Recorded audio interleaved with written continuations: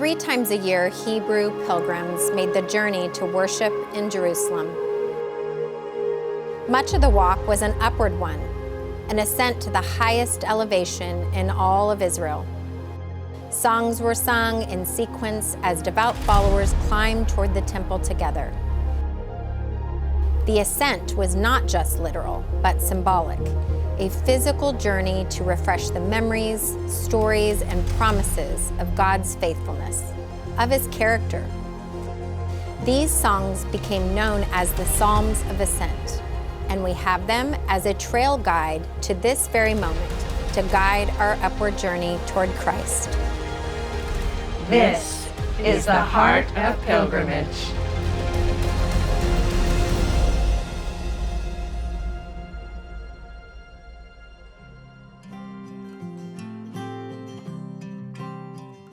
This is week 4, and that means that we are at the end of our Psalms of Ascent Bible study together. But like any pilgrimage, it's never really over. So I'm nearing the end of my El Camino pilgrimage journey. I have about 7 days left of walking, but what happens at the end? I may have finished the Camino, but another journey, another pilgrimage will be ahead of me. And another pilgrimage is ahead for you.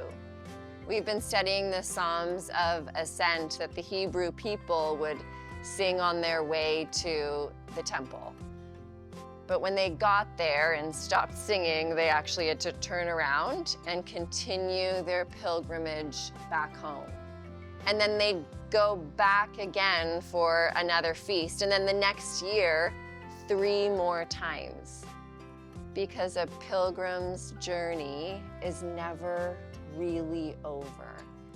And it won't be over until we are with Christ in eternity.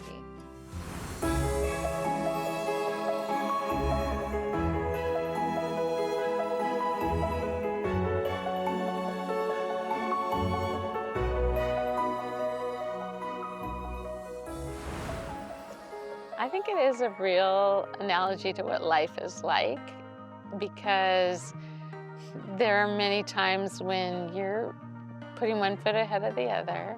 I remember Elizabeth Elliot saying, just when the next day you're not sure what to do, just take the next step, do the next thing.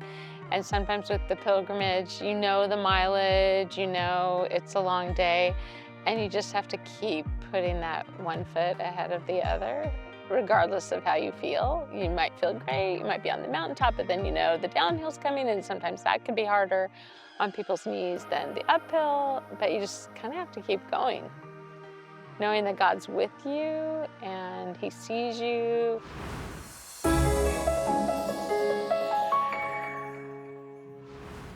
As we're wrapping up this particular study on the Psalms of Ascent, I want to bring us back to the one singular theme we talked about in the beginning, and that was the character of God, His attributes. By now, we have a really lengthy list about the character and the attributes of God. All of this data we've gathered, what are we going to do with it? Well, for one, it informs the songs that we will sing even long after this particular Bible study or this particular pilgrimage, because this pilgrimage is the one that God invites us into, which is the beginning of our story, the middle of our story, the ending of our story, and everything in between. We now have our very own song set, and I sure do hope you play it long after this study, the one that rings true about who God is. What is our pilgrim role, and what is His very present response over and over again in the heart of this pilgrimage called life?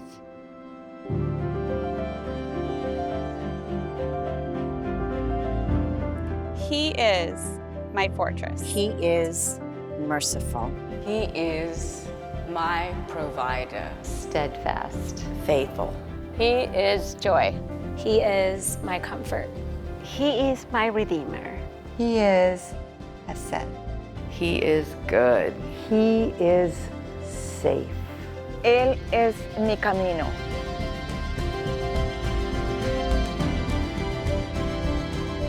Psalm 134.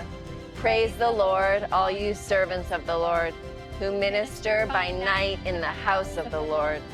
Lift up your hands in the sanctuary and praise the Lord. May the Lord bless you from Zion, he who is the maker of heaven and earth.